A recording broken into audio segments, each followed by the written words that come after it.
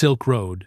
If you could travel back in time, where would you stand? Among the endless dunes of the Taklamakan Desert, watching camel caravans slice through waves of golden sand, or in the bustling markets of Samarkand, where the voices of Persia, India, China, and Rome blended together like a living symphony of the ancient world, because that was the Silk Road, the first great artery of global trade, a route where silk from the east, gold from the west, and ideas from every corner of the world converged, sparking one of the greatest cultural revolutions in human history. Born around 130 BCE under China's Han Dynasty, the Silk Road wasn't just a series of trade routes, it was a bridge linking entire civilizations. Starting from Chang'an, modern-day Xi'an, merchants crossed the Gobi Desert, climbed the Tian Shan Mountains, and followed the oases of Kashgar, before heading west through Bukhara and Samarkand, all the way to the Mediterranean Sea. It was, quite literally, the ancient world's superhighway stretching thousands of kilometers across continents.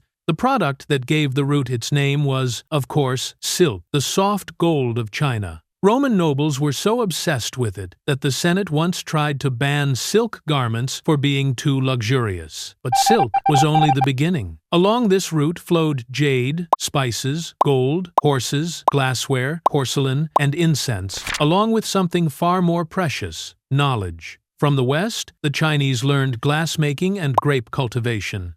From the east, the Romans discovered paper, the compass, and even noodles. Yet the Silk Road carried more than just goods, it carried beliefs and ideas. It was along these paths that Buddhism left India, crossed the Himalayas, and reached China, then spread throughout East Asia. Monks, translators, and scholars, figures like Kumarajiva and Xuanzang, journeyed across deserts and mountains, carrying sacred texts and sparking an age of spiritual exchange. Meanwhile, Christianity, Islam, and Zoroastrianism also traveled these same routes, weaving together one of the most diverse cultural tapestries in history. Through this network, art and science flourished like never before. The Gandhara art style, where Indian Buddhist themes met Greek sculpture, was born thanks to the Silk Road. Centers of learning such as Bukhara, Baghdad, Dunhuang, and Alexandria became treasure houses of human knowledge, where scholars studied astronomy, medicine, mathematics, and philosophy centuries ahead of their time. But connection also brought danger. The same roads that spread wealth and wisdom also carried death.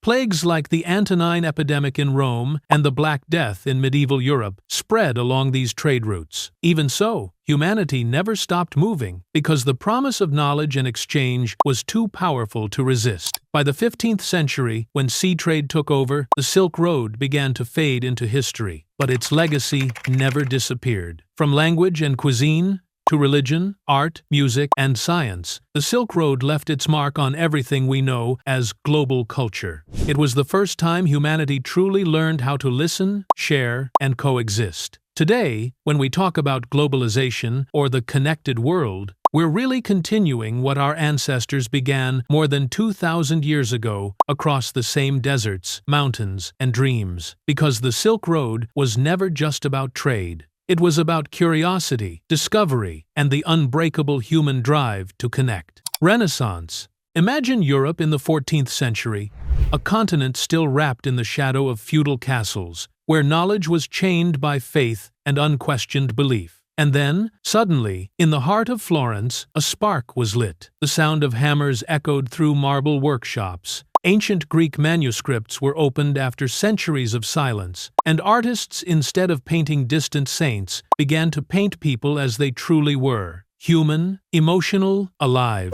This was the Renaissance, the rebirth of Europe, and the moment humanity began to rediscover itself. The Renaissance wasn't just a historical period. It was a cultural earthquake that shook the foundations of medieval thought. It began in Italy, in thriving city-states like Florence, Venice, and Rome, crossroads of trade, wealth, and ideas. The Medici family, patrons of art and science, turned Florence into a cradle of enlightenment.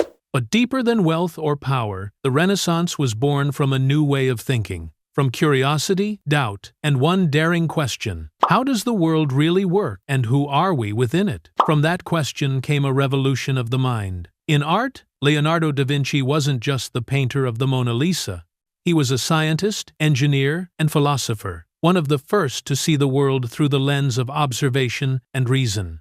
Michelangelo carved David, not as a divine figure, but as a human being of flesh, pride, and courage. Renaissance art no longer glorified God alone, it celebrated humanity itself. In literature, Dante opened the gates with the Divine Comedy, Petrarch planted the seeds of humanism, and Shakespeare turned the joys and sorrows of ordinary people into eternal poetry. For the first time in centuries, man was no longer a servant of fate, he was the author of his own story. In science, Copernicus dared to say that Earth was not the center of the universe, and Galileo lifted his telescope to the sky to prove it, when he whispered, "And yet, it moves." It was more than a scientific statement, it was a declaration of intellectual freedom. In philosophy and politics, Machiavelli's The Prince analyzed power through logic instead of morality, while Erasmus's In Praise of Folly boldly mocked the corruption of the Church. For the first time, people were encouraged to think for themselves, not simply obey authority. Those ideas spread across Europe from Italy to France, Germany, England, and Spain,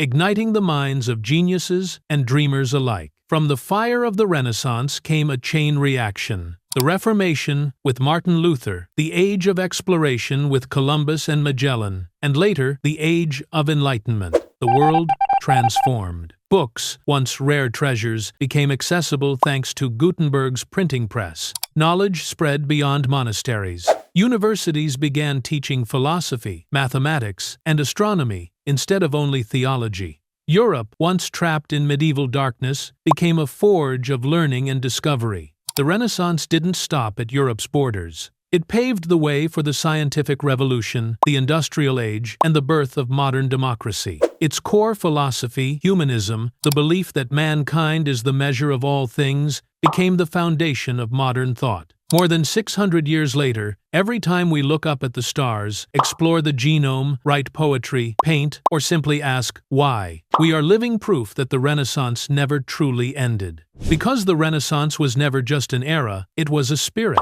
A reminder that any civilization, no matter how lost, can be reborn as long as people still dare to think, to create, and to believe in the power of their own mind. Scientific revolution. Imagine living in Europe during the 16th century. The night sky was still a mystery. A velvet dome where people believed the stars were fixed in place, circling a motionless Earth, the center of the universe. Human anatomy was described only in sacred texts, and no one dared to open a body to see what truly lay inside. Thunder, lightning, disease, all were said to be the will of God. And then, a few curious minds began to ask a dangerous question. Why? They dared to look, to touch, to measure, to test, and to doubt. From those small questions came one of the most powerful revolutions in human history. The scientific revolution, an intellectual uprising that swept across Europe from the 16th to the 18th century, forever changing how we see the world. It began in 1543, when Nicolaus Copernicus dared to overturn the cosmos. In De Revolutionibus Orbium Coelestium, he declared that the sun, not the earth, was at the center of the universe. It wasn't just a new model, it was a direct challenge to centuries of belief guarded by the Church. That same year, Andreas Vesalius dissected the human body and discovered that Galen, the ancient saint of medicine, had been wrong. And just like that, the old order of knowledge began to crumble. Then came a flood of new ideas. Galileo Galilei, with his small telescope, looked up and saw the truth for himself. The moon was rough, Jupiter had moons, and Venus showed phases, clear evidence that Copernicus was right. When brought before the Inquisition, he was forced to recant, but whispered defiantly, "And yet, it moves." Johannes Kepler refined the heavens even further, showing that planets moved not in perfect circles, but in ellipses, because nature, unlike human ideals, is not perfect. And in 1687, Isaac Newton united all those discoveries under one breathtaking vision. In his Principia Mathematica, he revealed the laws of motion and universal gravitation, turning the cosmos into a vast, predictable machine governed not by miracles, but by mathematics. Meanwhile, on Earth, Francis Bacon laid out the scientific method observe, experiment, reason, while René Descartes declared, "I think, therefore I am," grounding knowledge in logic and reason. In medicine, William Harvey discovered how blood circulates through the body, and Antony van Leeuwenhoek, peering through his handcrafted microscope, became the first human to see a hidden world of microorganisms, life itself on a scale no one had imagined. Together, these thinkers tore apart the veil of superstition that had shrouded humanity for millennia. The result? The old hierarchy of knowledge collapsed. Truth was no longer handed down by authority, it had to be proven. In 1660, the Royal Society of London was founded, followed by France's Académie des Sciences in 1666, the first communities where scientists could question, debate, and test each other's ideas freely. It was the birth of modern science. But the impact reached far beyond laboratories and observatories. The scientific revolution paved the way for the Enlightenment, when reason and evidence became the compass for philosophy, politics, and society. It revolutionized navigation, enabling global exploration. It transformed medicine, extending human life. And it sowed the seeds of the Industrial Revolution, where knowledge became technology and curiosity became power. Most of all, it changed how humanity saw itself. We were no longer the center of the universe, nor the passive creation of divine will, but thinking beings, part of nature, capable of understanding and reshaping it through our own minds. That legacy still lives today in every search engine query, every spacecraft launch, every medical breakthrough. Each time we question, test, and explore, we continue the work of Copernicus, Galileo, and Newton, the pioneers who dared to see truth with their own eyes. The scientific revolution proved one simple, timeless truth. We don't need to fear the truth, we only need the courage to seek it. And if you lived in the 17th century as Galileo stood trial, Newton wrote the Principia, and the old world trembled. Which would you choose to follow, faith or reason? Industrial Revolution. Imagine standing on the edge of an English field in the late 18th century. The morning mist still hangs low, but instead of the creak of wooden carts and the slow rhythm of oxen, you hear something new. The grinding of iron gears, the hiss of steam, and the roar of furnaces cutting through the cold air. The ground trembles beneath your feet. A new world is being born. A world powered not by muscle, but by machines. This was the Industrial Revolution, the greatest transformation in human history. It began in Britain, then spread across Europe and the world, reshaping everything from how we worked to how we lived, traveled, and dreamed. From quiet villages and handcraft workshops emerged vast cities of smoke and steel. Steam, iron, and invention became the rulers of a new age. It started with a spark of genius. In the textile mills, inventions like the spinning jenny, Arkwright's water frame, and the power loom multiplied productivity tenfold, turning cottage weavers into factory workers. Then came James Watt, whose steam engine of 1769 transformed industry forever. What began as a simple pump for mines became the beating heart of the modern world, driving machines, powering ships, and pushing locomotives across the land. Soon after, George Stephenson harnessed that same steam to create the railway, allowing people and goods to move faster than ever before. In metallurgy, Henry Bessemer's process made it possible to mass-produce steel cheaper, stronger, and more abundant, the backbone of bridges, railways, and warships alike. Across the Atlantic, Eli Whitney's cotton gin revolutionized American agriculture, while Samuel Morse's telegraph sent words across oceans in minutes instead of months. Together, steam, steel, and electricity wove a new web of progress, connecting humanity in ways never imagined. But every revolution has its price. Alongside the rise of smokestacks came skies choked with soot. Behind the clatter of machines were 16-hour shifts, child labor, and factories that felt like prisons. Cities like Manchester and Birmingham became symbols of both prosperity and suffering, where innovation and exploitation grew side by side. Yet, in those same streets, a new force was rising. the working class demanding rights, fair pay, and dignity. Out of the factories came not just goods, but the birth of labor movements, reforms, and the first calls for human rights in the modern age. The Industrial Revolution overturned the social order. The old aristocracy faded, replaced by the bourgeoisie, the inventors, entrepreneurs, and factory owners who now controlled wealth and power. Peasants left the countryside in waves, forming the backbone of new urban societies. The middle-class engineers, merchants, and professionals became the defining force of the modern world. And this wasn't just Britain's story. Industrialization spread to Europe, America, and later Asia, laying the foundations for capitalism, global trade, and modern technology. Railways and steamships shrank continents. Empires expanded under the banner of progress, but also through greed and conquest. The same engines that built cities also powered colonization and war. Still, the Industrial Revolution left humanity with an enduring belief that every problem could be solved with innovation, that no limit was absolute, and that the future could be engineered. Today, its legacy surrounds us. From automated factories to high-speed trains, from power grids to artificial intelligence, every hum of electricity, every circuit and motor, traces its ancestry back to that first puff of steam in 18th century England. The Industrial Revolution didn't just change how we live, it redefined what it means to be human. It forces us to ask, even now, when machines can work, think, and even create, what then truly makes us human? Electricity. There was a moment in history when darkness was torn apart by a flash of light, not from thunder, but from human curiosity. When Benjamin Franklin tied a key to a kite and sent it into a storm, he wasn't just playing with danger, he was touching the very edge of a mystery that had haunted humanity for millennia. From that moment on, humankind began its quest to master one of nature's most powerful and elusive forces, electricity.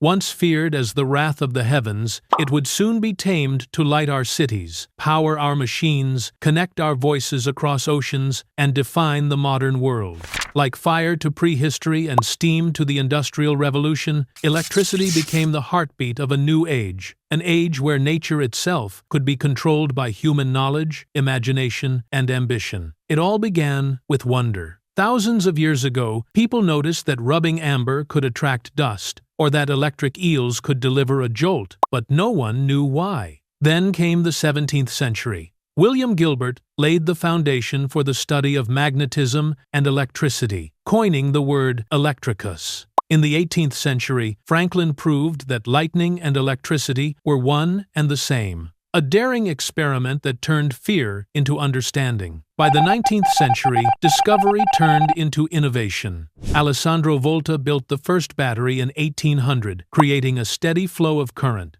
Michael Faraday uncovered electromagnetic induction, the principle behind every generator and motor on Earth. And James Clerk Maxwell tied it all together with his 4 equations, revealing that light itself was an electromagnetic wave, uniting the forces of electricity, magnetism, and optics into one grand vision of the universe. Then, 2 names lit up the world: Thomas Edison and Nikola Tesla. Edison brought the incandescent bulb to life, championing direct current and building the first electric grids. Tesla dreamed bigger, designing alternating current, capable of carrying power over vast distances. Their rivalry, the legendary War of the Currents, wasn't just about technology, but about 2 ways of seeing the future: Edison's practical realism versus Tesla's boundless imagination. In the end, Tesla's vision prevailed, and the world began to hum with AC power, the invisible lifeblood of modern civilization. When the first electric lights flickered on in New York in 1882, humanity crossed a threshold. The night was no longer a boundary. Factories worked around the clock, streets glowed, and communication leapt forward through the telegraph, telephone, and radio. In medicine, electricity opened new frontiers, from X-rays to MRI scans, letting us peer into the mysteries of the human body. In every home, every skyline, light became a symbol not just of comfort, but of knowledge and progress. Yet the story of electricity is not only about science, it's about what it means to be human. From the myth of Prometheus stealing fire to Frankenstein's creature revived by electric sparks, our fascination with this force mirrors our eternal struggle between creation and control. Electricity is both a miracle and a mirror, showing us that with great power comes great responsibility. Today, electricity flows through everything from smartphones to spacecraft, from the internet to artificial intelligence. It fuels our lives, drives our ideas, and keeps our world alive. If fire once shaped our hands and steam reshaped our world, then electricity reshaped our very minds. Because electricity doesn't just light up cities, it lights up human intelligence itself. And perhaps the true miracle isn't in Edison's bulb or Tesla's coils, but in the simple, extraordinary fact that humanity learned how to turn the lightning of the sky into light within our grasp.